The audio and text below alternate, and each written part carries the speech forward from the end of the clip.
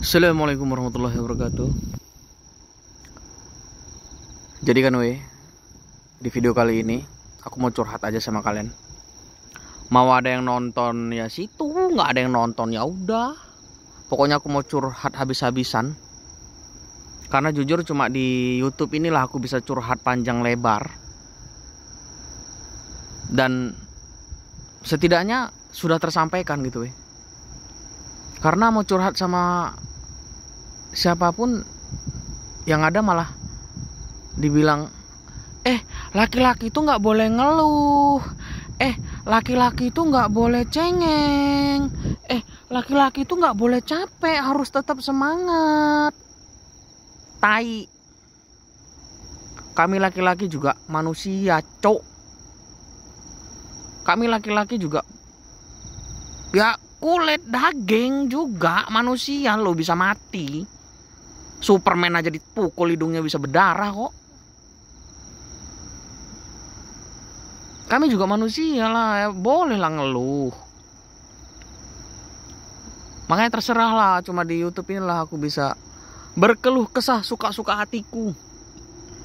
Nggak ada sensor-sensor. Jujur ya mungkin teman-teman semua udah pada tahu lah. Aku kerja di Jepang ini udah masuk tahun ke-8. Awalnya mungkin sama kayak teman-teman yang lain. Mungkin nanti aku kerja di Jepang ya 3 tahun 4 tahun ngumpuli modal. Setelah modal terkumpul udah pulang kampung, buka usaha atau beli ladang atau buka usaha apalah di kampung halaman. Di situ dengan usaha kita sendiri kita bisa mulai nyicil nabung untuk mengembangkan usaha itu. Ternyata semua tidak sesuai rencana dan semua tidak sesuai dengan apa yang sudah kita khayalkan. Aku aja kali. Kalian nggak tahu ya. Kalau kalian ada yang ngerasakan hal yang sama apa yang aku rasakan, satu frekuensi lah kita Faktanya ternyata 3-4 tahun kerja di Jepang itu cuma ya pemanasan doang asli, nggak nampak duitnya kemana, untuk apa, itu nggak nampak kok. Perasaan tiap bulan, tiap gajian ada aja kebutuhan, ada aja keperluan, ada aja hal-hal tidak terduga yang membutuhkan biaya besar. Dulu waktu aku di Indonesia kerja dengan gaji secukupnya, nggak ada itu kebutuhan-kebutuhan besar yang mendadak, emergensi dan segala macam. Ya walaupun sebenarnya ada, cuman karena memang duitnya nggak ada jadi nggak ada gitu loh. Nah kebetulan kerja di Jepang duitnya ada, jadinya ada gitu loh. Ngerti kalian maksud aku? Ngerti lah ya, udah ngerti aja lah. Seiring berjalannya waktu, sekarang gak terasa udah tahun ke-8 aku di Jepang. Kerja di negara orang, jauh dari keluarga, jauh dari saudara. Saudara nikah aku gak datang, saudara meninggal aku gak datang, saudara lahiran aku gak datang, saudara kecelakaan aku gak datang, saudara apalagi sampai yang udah segala macam jenis bentuk lah keadaannya, aku nggak bisa datang. Cuman mau datang? Kalau ada dari Jepang sampai ke Indonesia sana ALS atau PMH lah, atau Putra Pelangi atau bus apa yang kalian tahu, kugas. Masalahnya kalau mau pulang ke Indonesia ongkosnya nggak sedikit. Dan kalian kira kalau kami yang di Jepang ini pulang kampung, yang kami pikirkan cuma ongkos doang. Anggaplah ongkos PP kami 8-10 juta. Kalau ongkos doang nggak masalah Kami itu kalau udah pulang kampung, yang kami pikirkan itu bukan ongkos doang Namanya kami kerja di luar negeri di Jepang, kami pulang ke negara sendiri. Entah kenapa tradisi oleh-oleh itu hukumnya wajib. Kalau nggak dilaksanakan haram. Heran aku. Dan oleh-oleh nggak sedikit weh, belum lagi oleh-oleh titipan. Kalau nggak awak bawakan nanti dibilang pelit, kalau nggak awak carikan titipannya nanti dibilang sombong. Apa selesai sampai di oleh-oleh doang dan titipan? Enggak dong. Kalian kira kami pulang kampung free gitu ya? Enggak cuy. Namanya kami baru pulang kerja dari negara orang. Ekspektasi orang, hayalan orang itu kan kami tuh di luar negeri kerjanya sebagai direktur gitu ya, ataupun sebagai pengusaha developer apa gitu, ataupun kami kerja di bidang apa namanya itu yang orang-orang kaya itu, bagian-bagian apa itu, alah lupa aku namanya itu, yang punya apartemen gitu, pokoknya orang kaya lah. Gaji kami 100 juta 200 juta sebulan. Jadi pulang ke kampung ditodong, mana traktiran yang baru pulang nih dari kerja luar negeri. Belum lagi kalau udah pulang nggak mungkin lah nggak ngajak keluarga sendiri pinomak jalan-jalan entah kemana. Makanya kalau ada orang yang bilang, ya Allah, nggak usah repot-repot lah. Kau bisa pulang kampung aja dalam keadaan sehat walafiat. Kami itu udah seneng kali. Pret, tae. Nggak ada kayak gitu itu. Nggak ada manusia yang ikhlas dan rela menerima kedatangan kita tanpa ada maksud tertentu, itu nggak ada. Karena ekspektasi mereka itu kita kerja di luar negeri itu punya pohon duit gitu loh weh.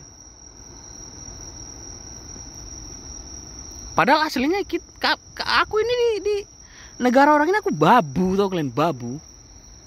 Tau babu nggak sih? Jongos. Gaji kami itu di sini nggak banyak weh kalau dibandingkan sama kehidupan di sini, biaya hidup di sini ya. Bisa dibilang ya pas-pas untuk nabung doang gitu loh.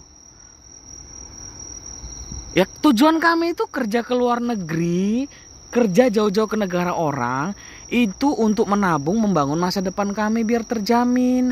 Kami pingin buat rumah, kami pingin buka usaha, kami pingin beli ladang, kami pingin ini itu. Tujuan kami kerja di negara orang ini bukan untuk menyenangkan orang lain, bukan. Kalau itu hanya bunga-bunganya saja. Kalau ada uang berlebih kita laksanakan. Kalau tidak ya enggak, hukumnya enggak wajib gitu loh. Secara teori sih hukumnya enggak wajib, tapi prakteknya kalau itu enggak kita kerjakan, nama kita lebih jelek daripada anggota DPR itu. Tercoreng, yang pelit lah, kikir lah, sombong lah, enggak tahu diri lah. Mampus.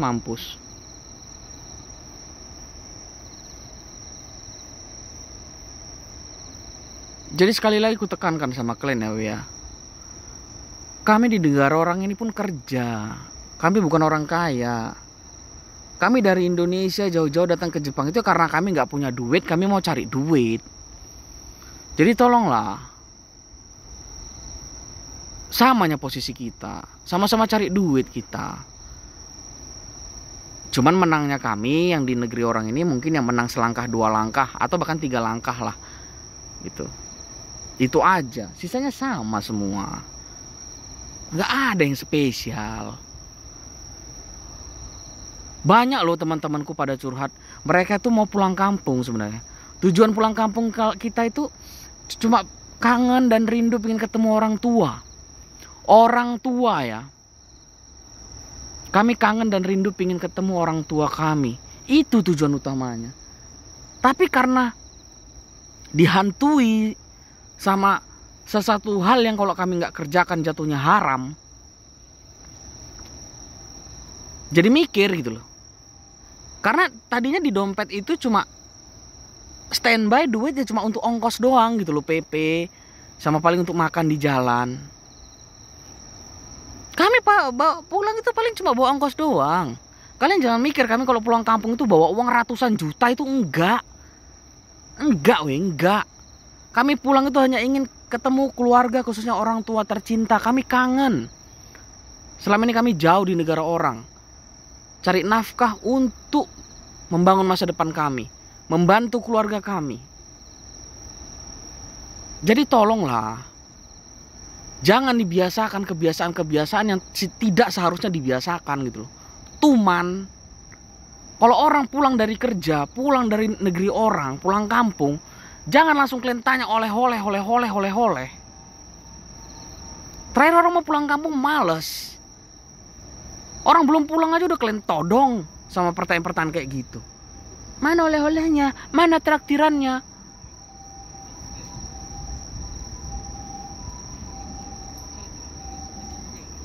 Agak lain, bah.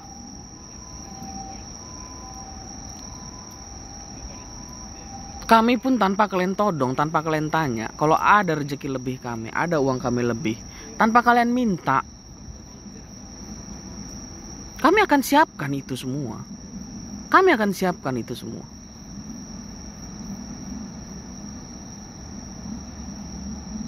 Kami juga, otak kami nggak seburuk itu kok. Otak kami nggak sejelek itu. Karena kami sadar, para ulama kami juga mengajarkan bahwasannya CCTV terbaik dan CCTV paling canggih di dunia ini adalah orang di sekitar kita, atau sering disebut dengan tetangga. Jadi tanpa ditodong pun kami sadar diri kok, kami akan menyiapkan itu. Tapi tolong, jangan ditodong duluan, jangan dimintai duluan. Apa yang kami kasih terima. Terkadang ada manusia-manusia berakhlak bejat, udah dikasih oleh-oleh, protes. Kalau kalian ketemu manusia kayak gitu, kalian apakan itu kira-kira weh? Udahlah weh, udah panjang kali curhatanku. Kalau kalian ada yang mau curhat juga, ayo kita curhat sama-sama di kolom komentar. Nanti lain waktu kita ganti tema lagi curhatannya.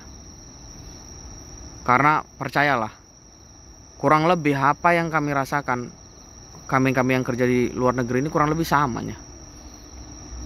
Tapi orang itu nggak berani speak up aja, nggak enakan lah, segen lah, takut nanti silaturahminya jadi nggak bagus lah.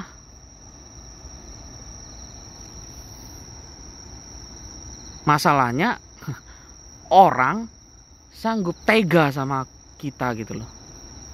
Orang-orang itu sanggup kejam sama kita. Tapi kenapa di saat kita di posisi bisa membalas, seharusnya kita bisa kejam ke dia, seharusnya kita bisa tega ke dia, kenapa kita nggak bisa melakukannya? Itu kenapa? Ya kan? Padahal ada momentum, waktu yang tepat untuk kita bisa membalas. Di saat dia tega dulu, di saat dia kejam dulu sama kita. Tapi entah kenapa di saat momen itu pas, kita nggak sanggup untuk melakukan hal itu ke dia. Kita nggak sanggup untuk membalaskan apa yang udah dilakukan dia ke kita, itu nggak bisa. Kenapa gitu loh? Apakah mentalku selembek itu? Kurasa nggak juga. Udah lah weh, kurang lebih itu aja dulu yang kita bahas, keluh kesah dan curhatan di malam ini. Kalau di antara kalian nanti ada yang mau nambahin curhatan ataupun keluh kesah kalian, ayo kita sama-sama sharing di kolom komentar. Karena percayalah, kalau berkeluh kesah, ngeluh-ngeluh sama makhluk yang namanya manusia, yang ada kalian nanti malah dibilang, jadi manusia tuh suka ngeluhan.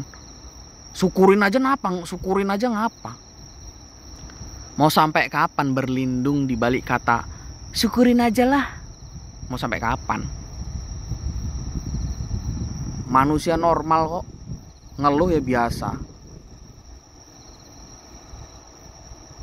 Mau dengeri, nggak mau cabut. Oke weh, udahlah kepanjangan, muntah kalian nanti. Sekali sama des. Goodbye.